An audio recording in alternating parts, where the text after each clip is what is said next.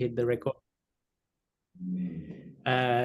So welcome to this presentation. Citizens Climate Lobby is a nonpartisan, solutions-oriented grassroots advocacy organization that is focused on effective, efficient, and durable climate policies. Most of the focus has been national, but we are doing more work on the state level as well recently. CCL is technology neutral and supports nuclear energy along with other technology options to reach economy-wide decarbonization while ensuring lower and middle income earners aren't disproportionately hurt in this transition. So maybe I'll give the intro to Jon-Michael, and then I would like Jim Hoff to give an intro to Nuclear Energy Action Team. So maybe Jim, why don't you go first, and I'll come back to John. Okay. Again, this presentation is being given by the CCL Nuclear Energy Action Team. It was founded a few years ago. The purpose being initially, especially, was to get the nuclear industry on board with carbon pricing because, you know, they theoretically would benefit from that, and also nuclear supportive legislators. And a second objection of the team is to give CCL members guidance on how to communicate with nuclear supportive legislators. And the third objective is to just kind of be a site where nuclear experts are that CCL members could turn to for information about nuclear power. And, you know, these monthly presentations are kind of an example of that, you know, the teaching role. So. Yeah, and we are so glad that we got this presentation, which is very timely. There's obviously growing interest in nuclear within CCL and obviously the broader world. So we are happy, so glad to have Jon-Michael join us in this discussion today to talk about how to make nuclear scale and how to make it economically. So he's going to discuss various aspects, productization, large order books, plant delivery integration, etc. I'll let him go through all that. But just an intro. So he is he was the nuclear policy manager at Clean Air Task Force, and before that he was the policy fellow at the Department of Energy, working on international climate and clean energy. He promoted U.S. trade and export competitiveness at the International Trade Administration, and was a nuclear operator in the U.S. Navy before that. So thank you for your service. He received his master's in international policy, public policy from Johns Hopkins University, and a master's in environmental management from Yale University. So I'll hand it over to you, Jon-Michael, and and I think, John, maybe you can correct me, but we want to hold questions till the end, and I'll let you, John, moderate the kind of raise your hand digitally, and you'll be called upon to for your questions. Thank you.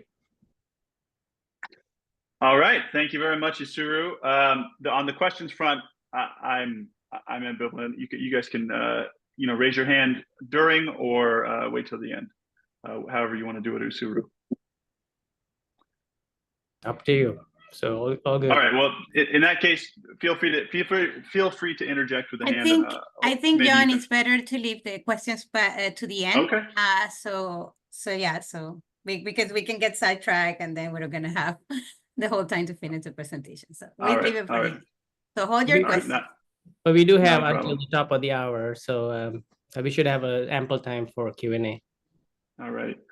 Sounds good. And one addendum to my bio there, I actually will be starting later this month as the Repower Program Director at TerraPraxis. So very much looking forward to that. And I think many of you are probably familiar with that organization as well. All right. So past introductions, thank you. And I will share my screen here. Let's see. There we go. Can I get an affirmative that we can all see this? I see it. Okay. I can see it. Okay. All righty. Okay, as mentioned at the top, I'll be discussing the economics of scaling nuclear. So I'll take you through the agenda here to start off. First, I'm going to tell you all a little bit about my motivation for this work.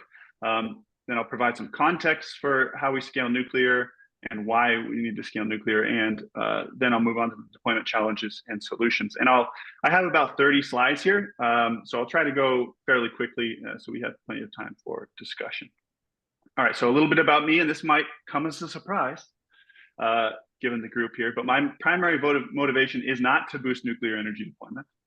Neither is it to mitigate the worst damages of climate change.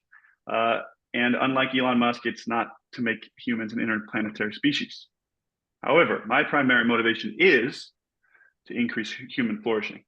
Now, to me, that means reducing needless suffering, increasing freedom from coercion, and increasing freedom and opportunity to live fulfilling lives. And so that's my motivation for all of this work, and I believe that this work is one of the best ways to achieve that outcome. All right, so on to nuclear. Nuclear energy needs to, I assume all of you already understand what nuclear energy is and why it's necessary, but the discussion today is really why nuclear energy needs to grow substantially and much more quickly in order to meet global energy needs and address climate change, and how it can do that. So despite the need to grow, nuclear growth has stalled since, as you can see on that bottom graphic there, and since about the 1990s. We had sharp growth, and then it stalled out in the 1990s. And it's also starting to shrink as a global share of new capacity, as you can see on the graphic on the right. Many other sources of generation growing across the globe. Nuclear, however, as I mentioned, has stalled. But fortunately, this slow growth is not inevitable. As history has shown, I mentioned it in the previous slide, we did see a sharp upturn in nuclear deployment, hundreds of gigawatts, up to 30 gigawatts per year at one point in the 80s, actually, as you can see on the left-hand side of the screen. And that was across several different countries from the west to the east. But nuclear was also the fastest path to decarbonization in several countries. You can see here the graphic on the right shows the energy transition in France in the 1970s in response to the oil crisis. The US, for several different reasons, turned to coal. The French took a different course. They turned to nuclear, and over this 15-year period, they decarbonized to almost between 70 and 80% of their grid, to using about 75% nuclear. Now, a little more aside here on that history. So nuclear energy actually at one time was cheap, but it was made not so by a series of bad policies. So a little dive into that history shortly. So here's a summary of what happened. I won't go into all these in depth, but happy to answer any questions about them. So first, we had low-cost and on-time plants that were being built in the 1960s and before that, and they were very affordable, even lower than coal if you add the capex and the opex. However, the AEC, the precursor to the NRC, accepted in 1959 LNT, which is the linear no threshold dose response model, basically a model for measuring harm from radiation. And it turns out that it's a very unscientifically based and possibly based on fraud model. And after this point, the AEC began ratcheting up regulation on nuclear, and that's when we start to see nuclear costs rising. And then in the 1970s, we got a slew of new laws passed.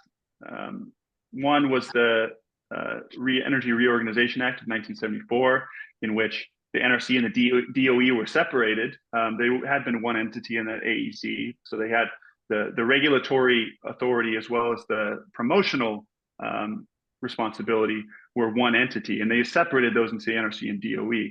And that had pretty big consequences in terms of how nuclear has been regulated and the incentive structure it has created.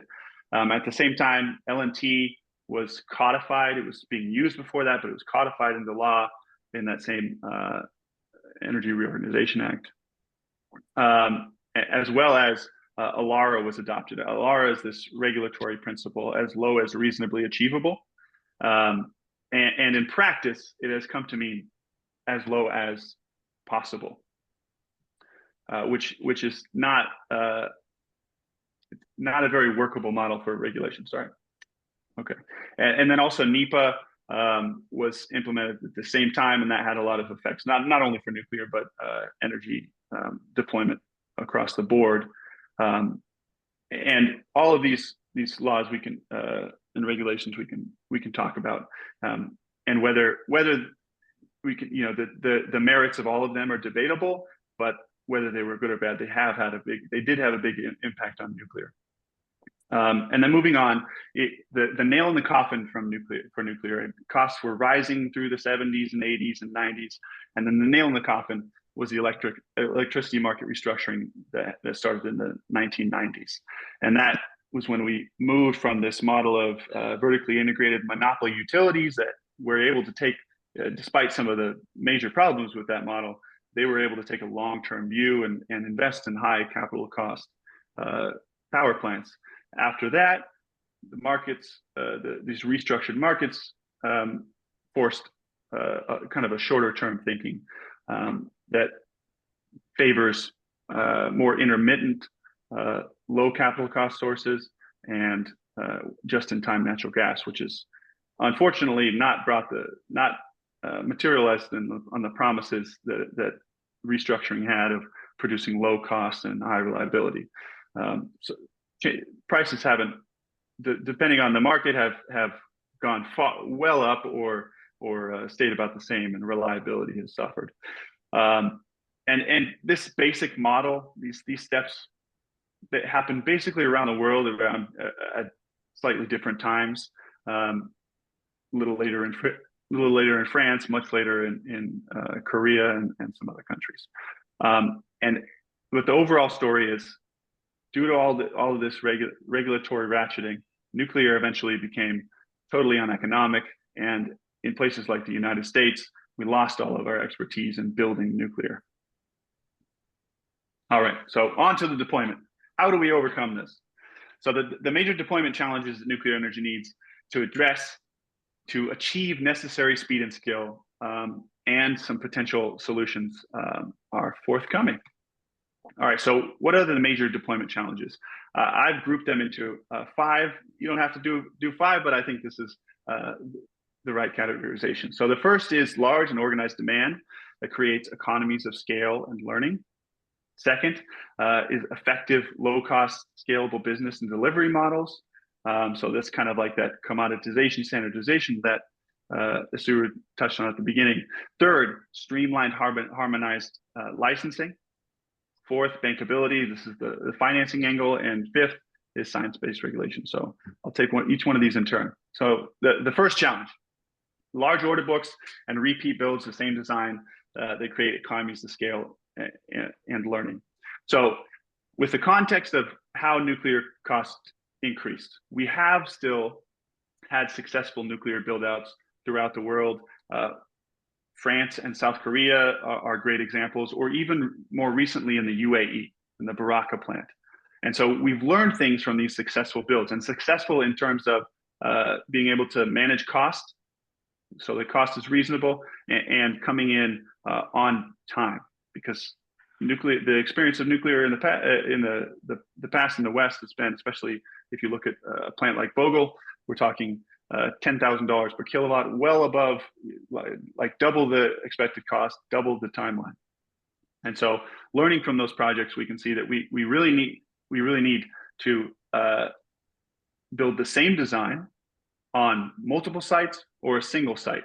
So in France, they built the same reactor 50 different times across different sites in France. More recently in UAE, they built the same big reactor. Korea built they built the Korean reactor, 4 units on a single site. And so this is to help overcome this kind of first of a kind problem with new nuclear, where no one wants to be the first of a kind. I don't know if that was, I heard a ring. Is that a question or someone coming into the meeting? Someone coming in. Okay, sounds good. Okay, so this is overcome that first of a kind, last of a kind issue. All right, so what are the solutions here? Solutions here to getting over this problem. So one is we have to aggregate demand and create large order books and drive these repeat builds. So we need to kind of try to replay what South Korea and France did in the past. So there's a few different ways that we can achieve this. We can have government buying models. So maybe government-run utilities can purchase several units of a single reactor design. We see this kind of happening in Poland with state-owned national utilities. But we also want to see those utilities work across borders, because the larger the order book, the better the outcome is going to be, the more we're going to be able to drive cost down that cost curve. Other options are government policies that incentivize various different actors, whether they're government or industrial users or private utilities. Government can provide these kind of policy incentives to favor these large build-outs and drive down cost. Or we can influence the private sector, influence these private actors, these utilities, to group together and order en masse from a single provider, a single reactor vendor. And I think this may resonate with a group like this that's really focused on these kind of market mechanisms, which I know that CCL is with the carbon fee and dividend.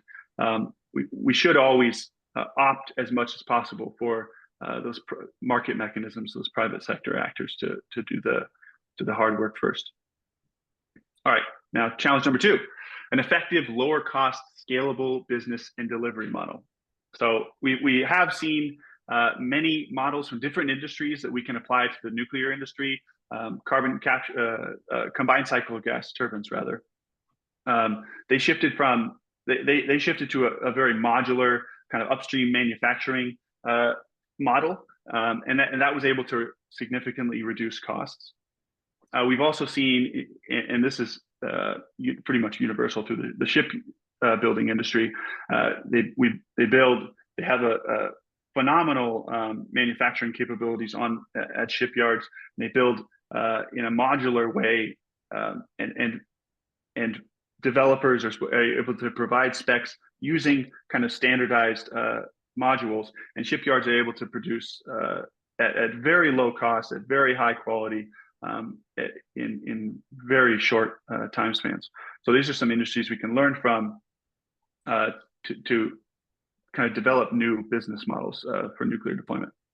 So some solutions here to move the industry to that highly manufactured, standardized product model. And just to note here, you see it in the graphic on the left, if we manufacture some of the upstream products, we can see a significant decline in costs. So this analysis shows 60%, but it could be somewhere in that range. So how do we do this? What are some of the business models that we're seeing emerge? So obviously, technology providers have responded to the existing environment for nuclear, seeing that it's difficult to license these big reactors. And so one of the responses has been to build simpler, smaller reactors that can be, that don't have to be built kind of like a cathedral, like let's say Vogtle has, and they can be more easily mass produced. Now there are disadvantages to this approach. You lose some economies of scale in terms of your price per megawatt hour when you miniaturize the reactor, when you shrink it. But if you can overcome that with manufacturability, you can possibly see a big benefit there. And we have many different reactor vendors following this approach, obviously. And then, as I mentioned earlier, shipyard manufacturing, we see new reactor vendors applying this approach. There's Seaborg out of, I think, Denmark. Thorcon's doing this as a demonstration project in Indonesia.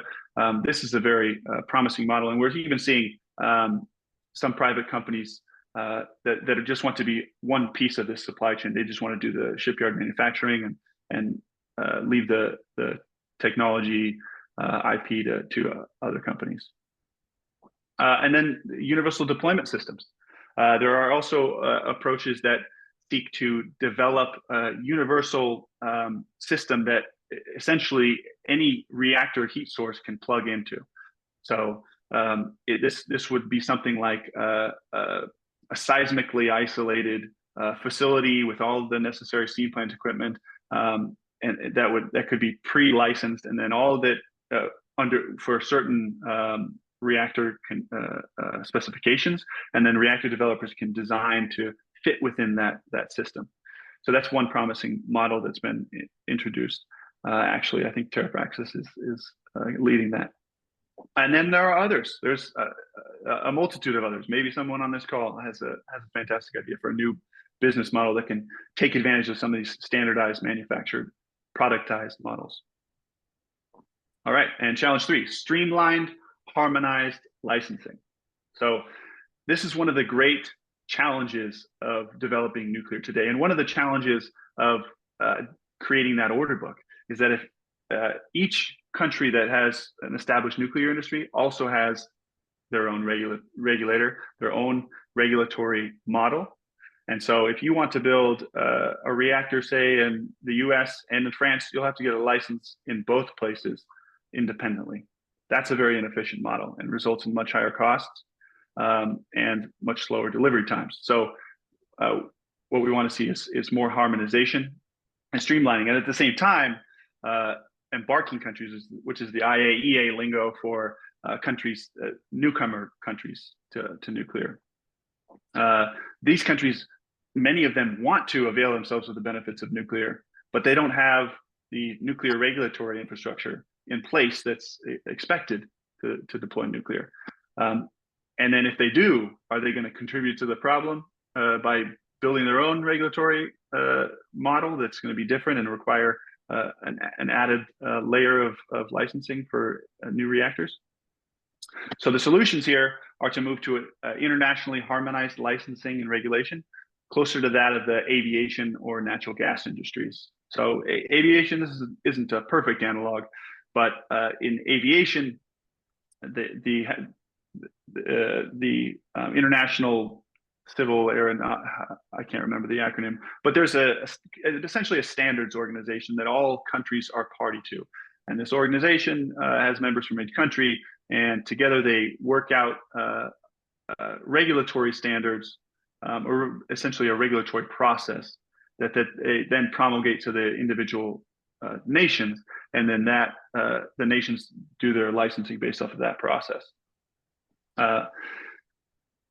And then in the natural gas industry, rather, they have kind of an international standards organization that helps to create these kind of international standards that all of the various that the industry tries to conform to.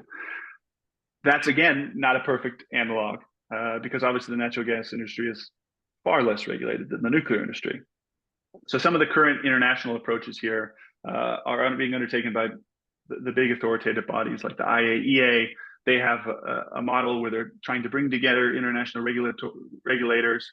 This is a very difficult, laborsome approach. International regulators kind of try to protect their territory. They all think that they have the best model. But there's also like the French model. What France is doing now, they're bringing in some of the smaller country regulators to kind of collaboratively work with the French regulator as they work to license their new small modular reactor from their national nuclear company, EDF. So those are some current approaches. There are other possible approaches, creating independent organizations. This is something that actually my previous organization, CHEF, had advocated for, an independent organization that could create a licensing standard design certification that could hope in time be accepted in various different countries. And then to this specific problem about embarking countries, another independent organization that's been advocated for is an International Technical Support Organization. This was a concept also developed at CATF. And this is an independent organization aimed specifically at facilitating the development of nuclear regulatory infrastructure in those embarking countries. And the way it streamlines licensing is that in order to receive services from the organization, a country would have to accept the design certification from the vendor country. And so in that way, it prevents that problem of creating a new regulatory system that a vendor would have to go through. And then finally, there are market mechanisms. There's some very interesting ideas here in terms of like kind of essentially insurance. Whoop, getting a lot of background noise there. All right. Yeah, so market mechanisms here, there's some really interesting approaches that have been put forward here, especially by Jack Devaney, which some of you might be familiar with. All right, and finally, bankability. So this is essentially the financing issue. So nuclear energy has essentially been shut out of international clean energy climate finance. This is a big issue. Obviously, nuclear plants to date have been very high capital costs, so very difficult to finance on private markets. And we would like to see some multilateral banks like the World Bank, the European Investment Bank, fill that gap and give nuclear the same kind of financing eligibility that gives some other clean energy technologies. But so far, we haven't seen that. Many of these organizations have either an outright or a de facto ban on nuclear financing. And so some of the solutions here are to implement, and I should mention, and I added this one at the end here, is to, in order to create a financeable market for nuclear, we need to address some of those electricity market issues. And that means implementing electricity market reforms, as well as integrating new nuclear into those international financing institutions. So a little bit about how we do that. We want to adopt policies that value the long-term operation and reliability of nuclear plants.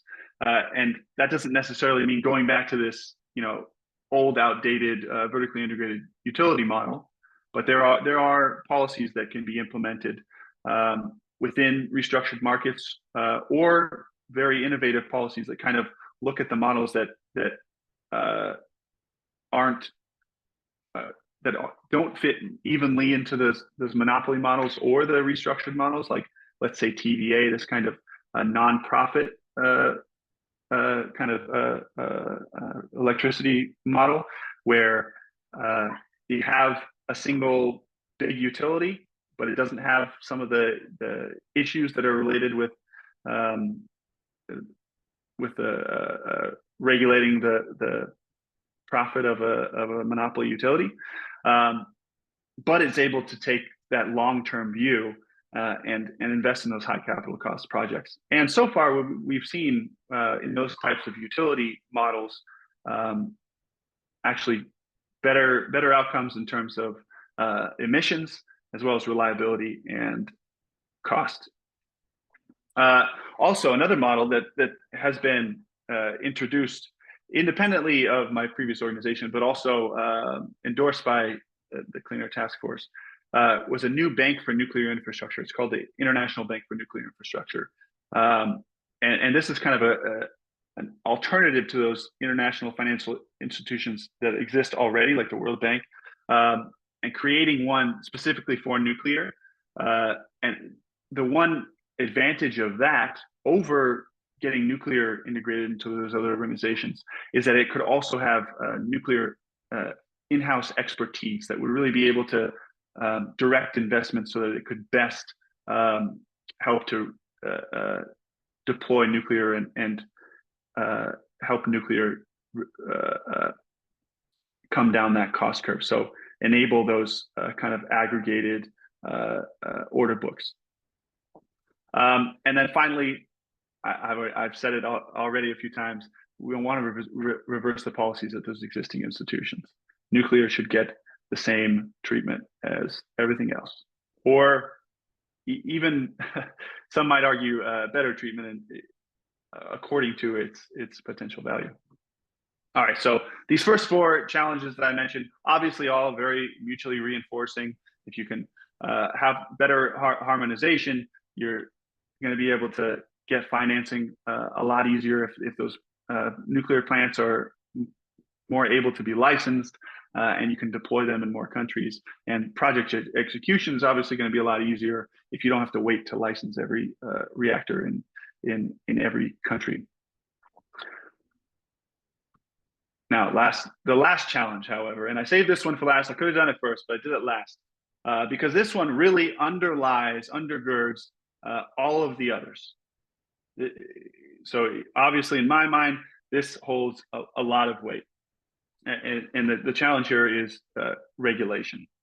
We need to impose science-based regulation because almost all the nuclear plant radiation regulations, as well as the radiation casualty analyses that are imposed by regulators or relied on by regulators, are based on LNT, and they have that ALARA regulatory principle. Also, the nuclear regulatory incentives are simply misaligned across the industry. So as a result, the regulators really work against the industry instead of with it. This is kind of a result of this independent regulator theory, which is sounds good in theory, and it's materialized in practice quite differently throughout the world. And what we've seen in the successful nuclear build-outs that I mentioned before, they had much more collaborative regulation. So in France, they had a much more collaborative regulator in the 80s and 90s when they conducted their large nuclear build-out. The same is true in Korea in about a decade later. So we need to see some leveling of those incentives. And then beyond the licensing and just day-to-day regulation of nuclear, about every aspect of the nuclear industry is burdened by bad policy, everything from exports to waste policy. I'm sure some of you are aware of the Nuclear Waste Policy Act, which prevents the disposal of nuclear waste or storage of nuclear waste really anywhere except for a nuclear power plant, unless they have the Yucca Mountain repository available, and that has been blocked by Congress. So there's really a lot that can be done here. So the solution here is really to implement far-reaching nuclear policy reforms, and no specifics here on the how, because there's just so much that needs to be done and can be done. We really need all of the above policy reform, from the Nuclear Waste Policy Act to the NRC, and there are encouraging developments. We saw just recently the House passed, the U.S. House of Representatives passed the Atomic Energy Advancement Act, which includes many new reforms.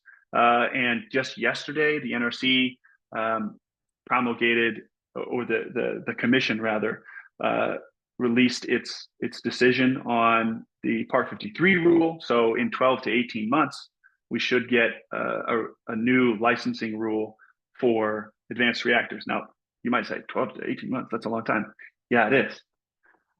And even the reforms in that other bill that I mentioned, they don't go all the way there. So there's a lot more that needs to be done in all of these areas. And one of the most promising things to me, one of the most promising proposals, which are challenging given the regulatory environment and some of the maybe misplaced fear around nuclear, are market mechanisms. But I think, again, I mentioned this because I know CCL is interested in these kinds of approaches.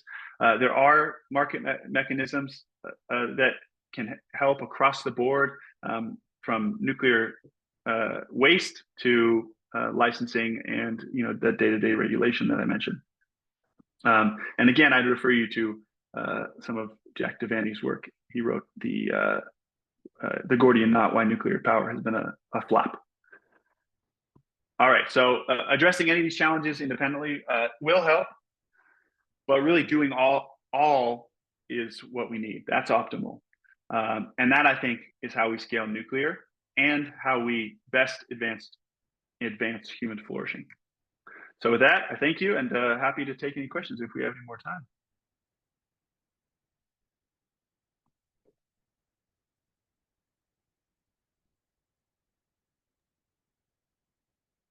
Wow.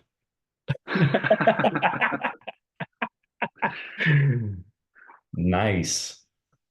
Neat. I'd say neat, actually, on Neat. that one. All right, we'll take it. Nuclear Energy Action Team. Hi, Paris. Hi. John, can I ask you a question? Absolutely. Okay, so given those 5 points, it's kind of I think for us advocates, we're always fighting on all the battlefronts and we're like all these things that we need to do.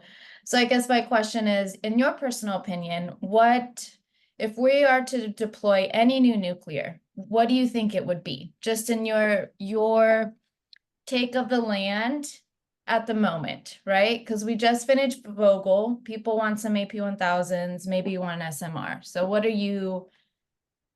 would you bet on, basically? That's a great question. I should say at the outset, I have no financial interest in any of these options. John, and although if you can although I wish explain I a did. little, excuse me, if you can explain a little bit, not everybody knows the technical terms. So if you can explain what is one and the other one for everybody here. Sure, not a problem, not a problem. So basically the three categories are large light water reactors. Those are the large reactors that we have today. They're mostly pressurized water, not all of them. And then there are miniaturized versions of those, we call small light water reactors. Those are like the NuScale or the GE Hitachi. And then there are generation 4 reactors, which have different fuels, different coolants, operate at potentially much higher temperatures, and they can be, much simpler, have very different designs. And that's like TerraPower or X Energy, which are the recipients of the Advanced Reactor Demonstration Program awards from the DOE. And I guess there's a fourth category that kind of overlays those, called microreactors. So even more miniaturized versions of any of those reactors, but in that kind of 1 to 20 megawatt range. So I can't give you a simple answer to this question, Paris, and I'd be happy to hear your view, because I know you know about the nuclear industry very well as well. I would say in Europe, we're most likely to see large light water reactors deployed first. We're already seeing a lot of developments in Poland and elsewhere, and we might see in Czech Republic and Romania large light water reactors come online. They already have the regulatory infrastructure in place, familiar technology. They're trying to get financing now, and they have some of the like electricity models that might work for these high capital cost projects. In the US, it's harder to say. It depends on the mixture of policy reforms that happen over the next 5 or so years. But I think probably the I should say in North America, I think probably small light water reactors, maybe the GE Hitachi plant in Canada will be the first one. Mm-hmm. And then, but actually faster than all of these, and this one I'm fairly confident about, is going to be the microreactors. Microreactors, because they are able to operate under different regulatory models, because they enjoy some kind of intricacies of the U.S. Policy scheme where the DOE can, or the DOD rather, the Department of Defense, can regulate it itself for its own nuclear for its own purposes. And we're probably going to see some of those microreactors deployed within the decade, I think. I hope. Okay. So I hope that might not be the satisfying answer, but No. I'd just it's a like hard to hear, given your take with the presentation, what do you think is going to come online next? And one question to you. So we see in Russia, another one, this is my final one, Russia and China, they're the ones at the moment that are building these characterized SMRs.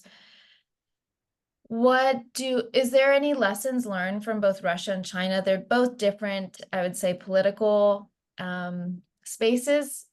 But is there anything that we can adopt from them and implement in the US that maybe wasn't in your presentation, or maybe something specific that makes it work for them, right? Because they have, some newer designs, but they build the big babies, and those are the ones they export and are financing for others.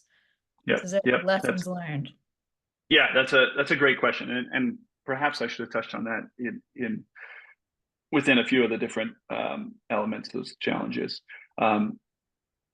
So in China, especially, they are following that kind of standardization and large order book model. It's easier, obviously, in a centrally planned economy like that. But if the numbers are to be believed, they are achieving, deployment on time and on budget at a relatively low cost of those large light water reactors. So it can be done, even under current. Under the current models, but they also have, and I want to stress this because I think regulation is so important, they also are able to have that kind of collaborative environment. And maybe collaborative is not the right word, because they actually have a similar regulatory system, which I think speaks to the need to have this kind of collaboration between the regulator and the industry.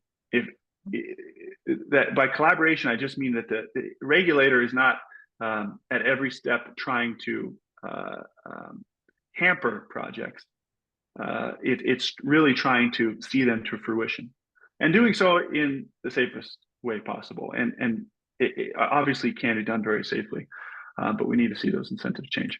And then on the financing side, obviously those, they have state-backed financing. So that's where some of these,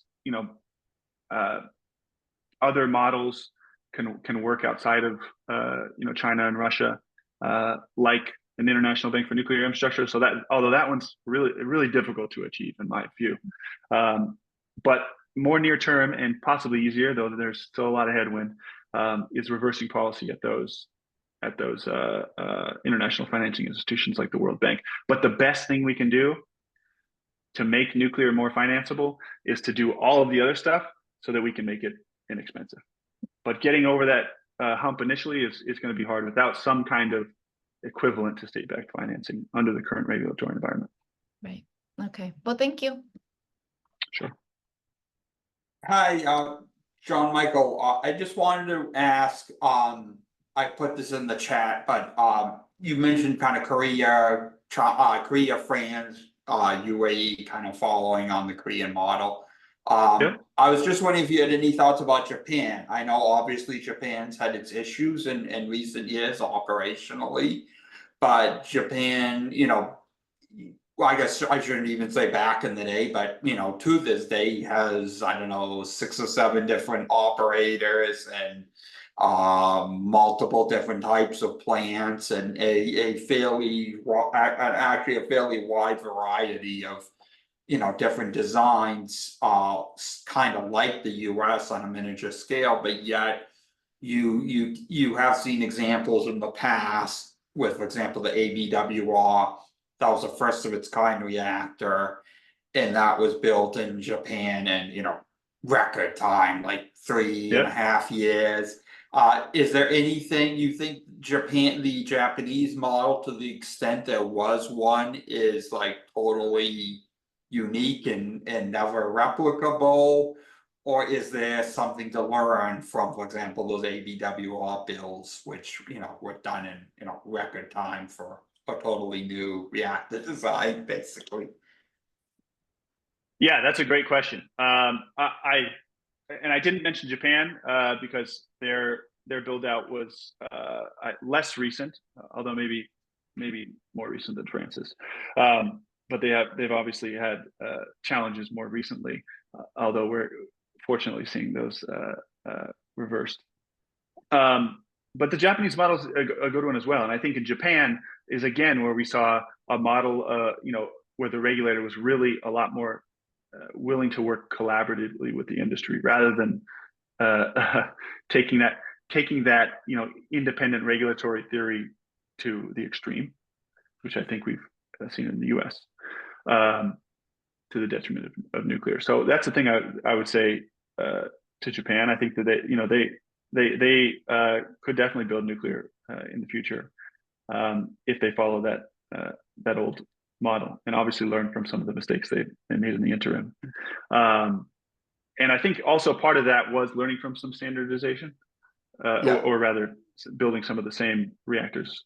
Yeah, my understanding with the ABWR, and this is, I've been just told by one person, was that was actually an example of modularized construction done a lot better than Vogel was. So yeah, a lot of those ABWRs, I can't pronounce the name, I just call them KK, the KK site, Kawasaki Karashima or something like that. Yeah. A lot of the plant was actually built elsewhere and then brought in by Bosch and assembled in the way Vogel was supposed to be, but never was. Yeah, and part of the I keep going back to regulation. Yeah, part of the way that we benefit from that kind of modular construction is because there are inevitably some issues that construction companies run into. If they have to go to the regulator and there's like a really long drawn out process for every little change they need to make, for every little challenge they run into, it's going to drive up cost enormously and drive the timeline. So again, I think regulation has a part to play there as well. And sorry, I know we're going long here. I want to get to everybody. Billy. Yeah, thank you.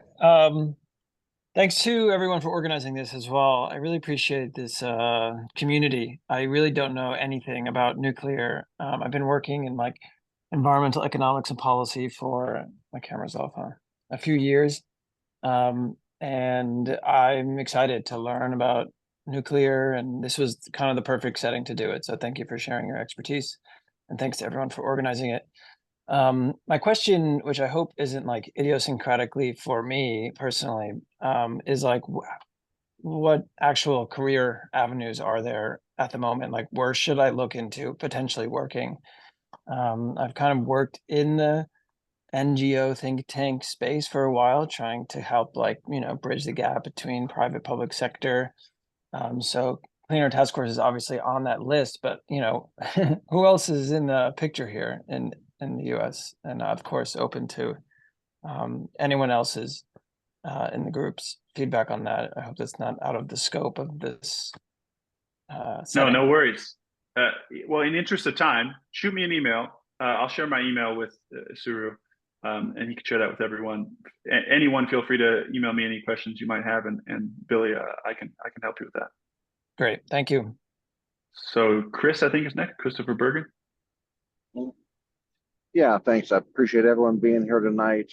I remember about a decade ago, as I was learning about climate change and energy, I came to see it as primarily an infrastructure issue, more than a change your personal routine issue.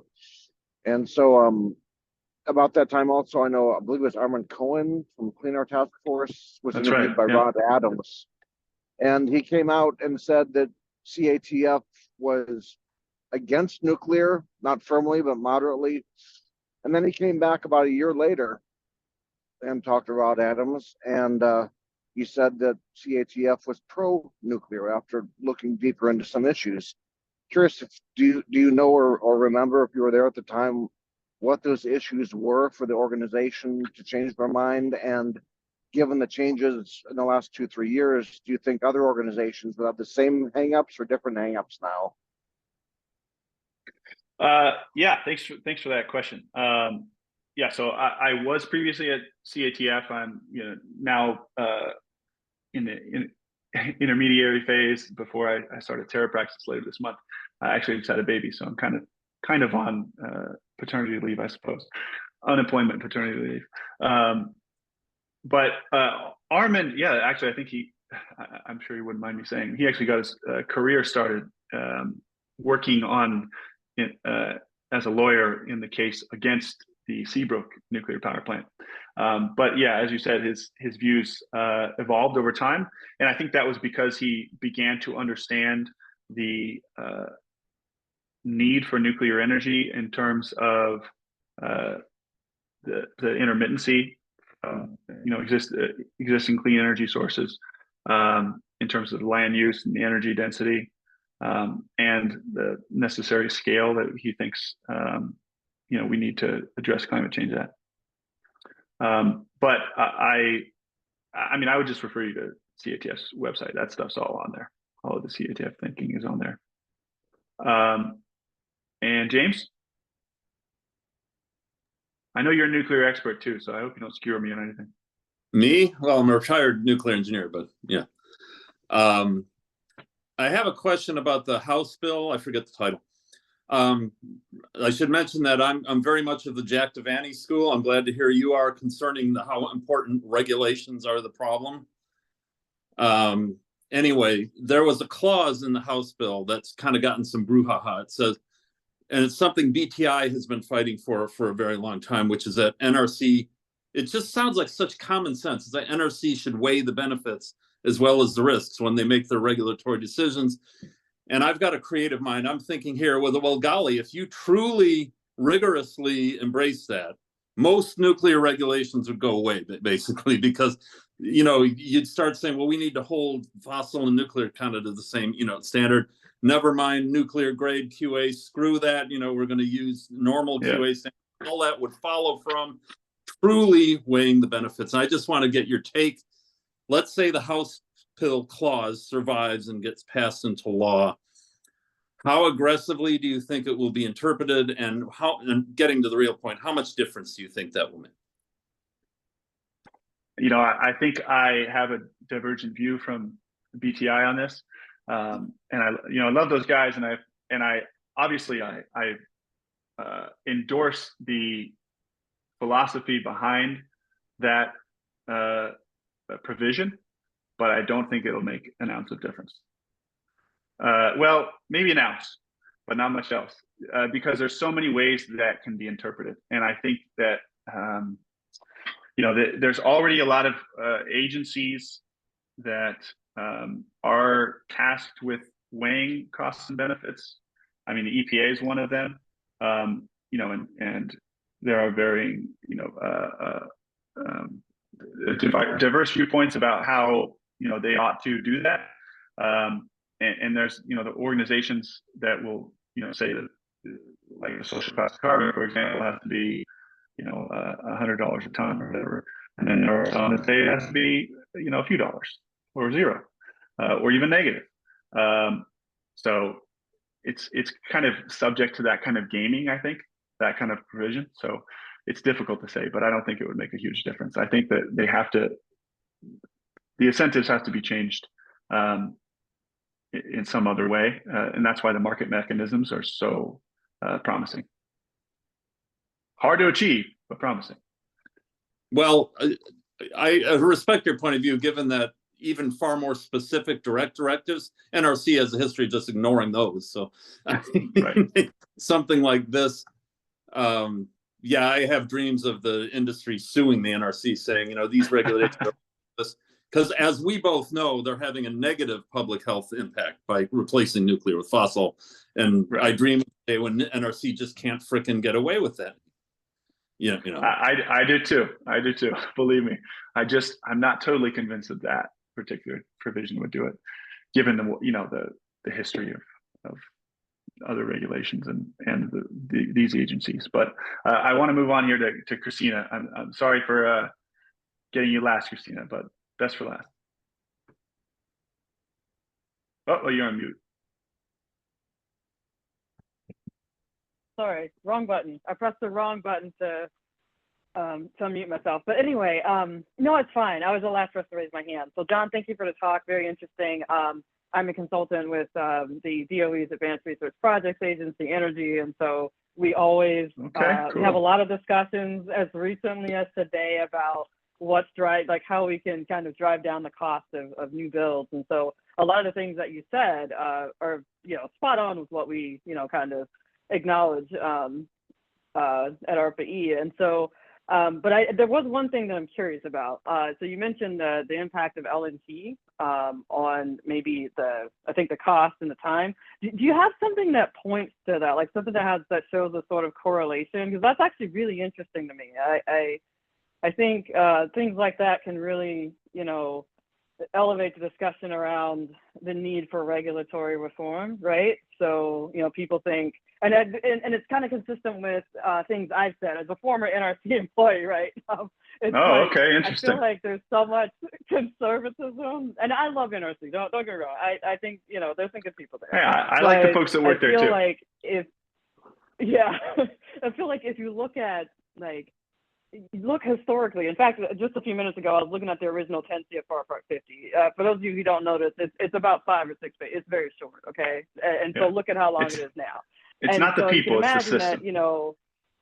It's what could be part of that too, right? But that's a whole nother conversation that we also have with my colleagues. But I'm just wondering, one thing I always say is that, because, the regulations were kind of developed, in time as you were building reactors, right? Like we didn't have the operating experience and all that. There were a lot of conservatisms that were built in, and so now we're at the point where we need to say, okay, so how do we look at our our operational experience, our regulatory experience, like take all of the combined knowledge that we've had since we started developing these regulations, and see where we're just a little bit too conservative. And so the reason I'm asking about the LNT thing, the correlation, is that it can kind of feed into that discussion, like as an example. So is there something that shows that, hey, you know what, like introducing LNT has led to longer licensing times or, higher costs to license something, right? I'm just wondering if you have that. Yeah, unfortunately, I don't have, I know what you're asking for. I've looked for the same thing.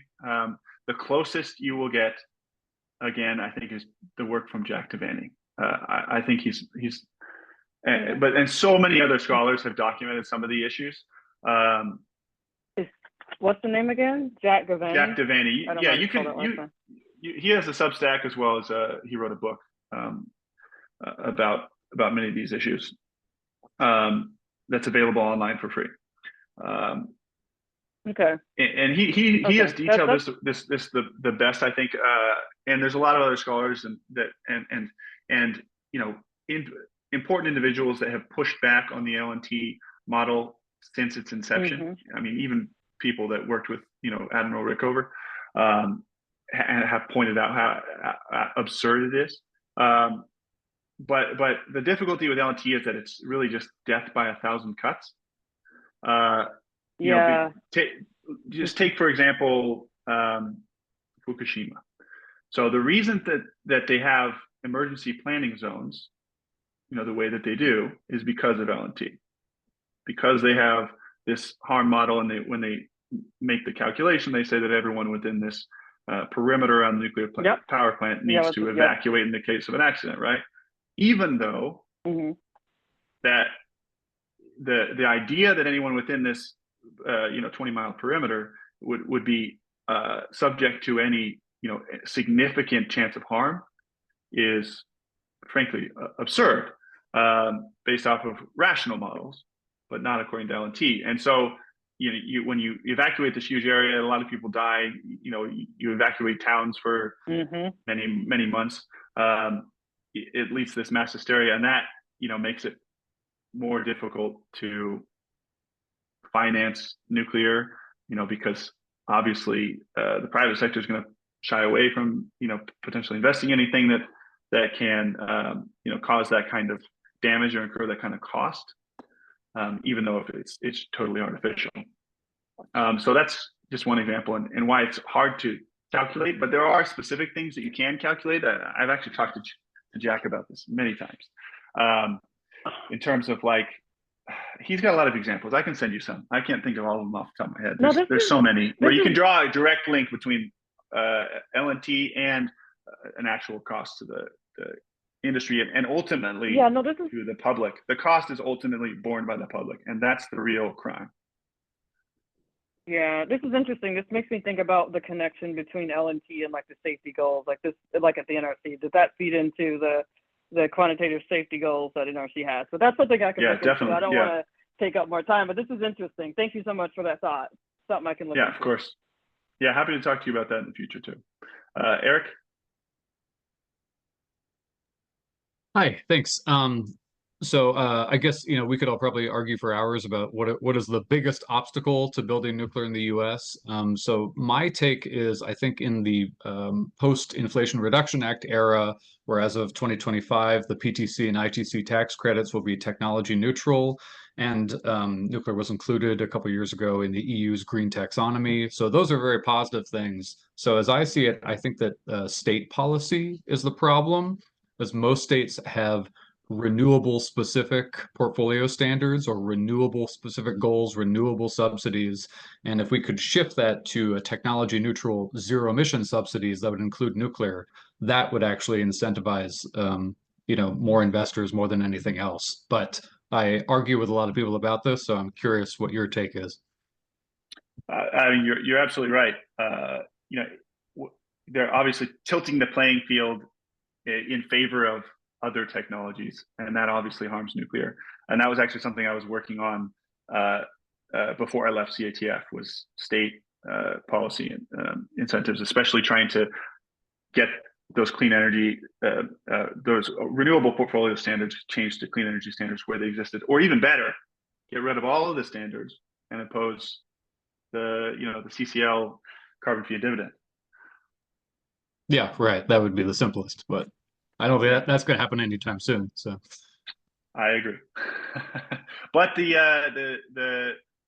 are seeing states, a lot of momentum around states changing their renewable policy, renewable portfolio standards.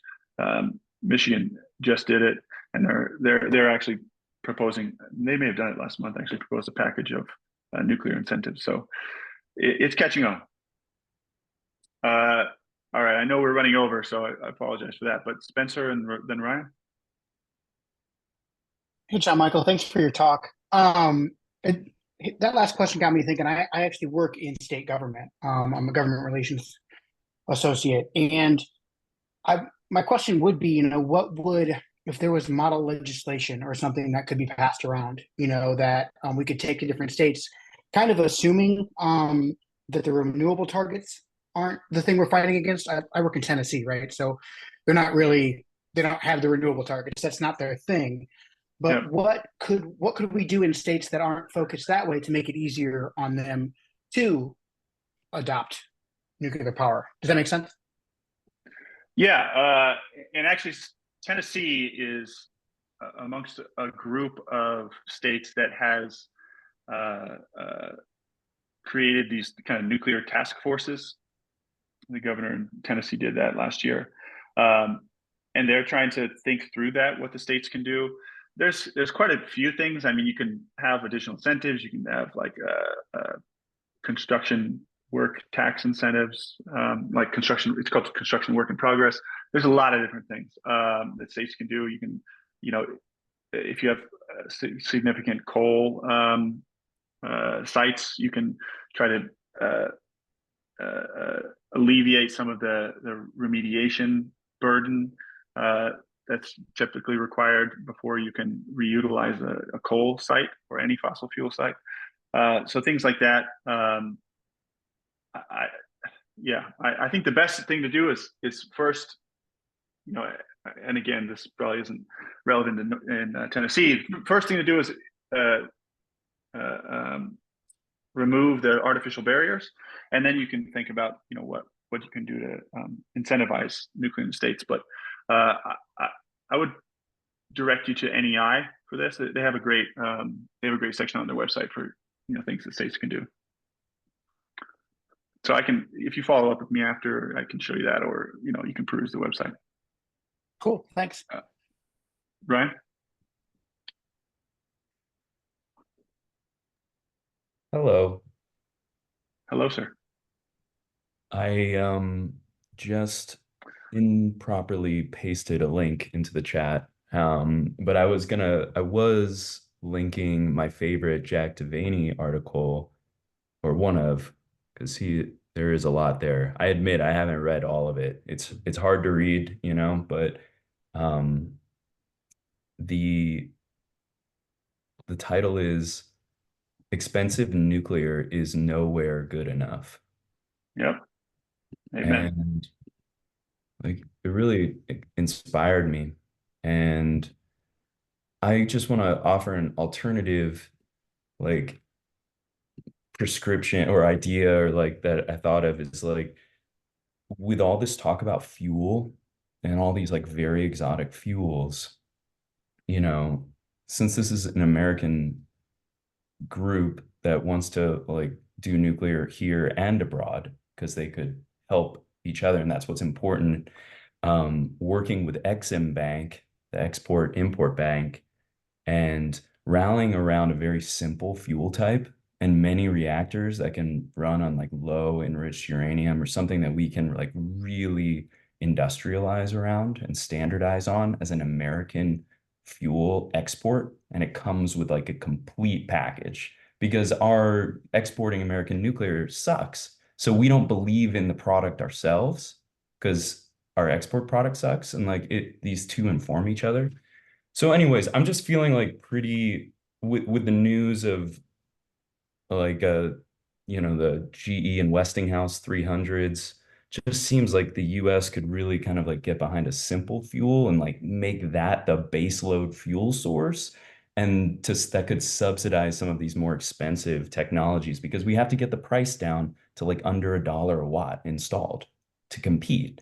And we're just talking about very expensive nuclear, I feel like, in the US. And I think the reactor choice is informed by the fuel choice, because if we don't have, it doesn't matter if it's an exotic reactor with not a good fuels that you can industrialize around. So anyways, just wanted to put that out there, and you can respond, but yeah, thanks. Well, I think the only way I respond is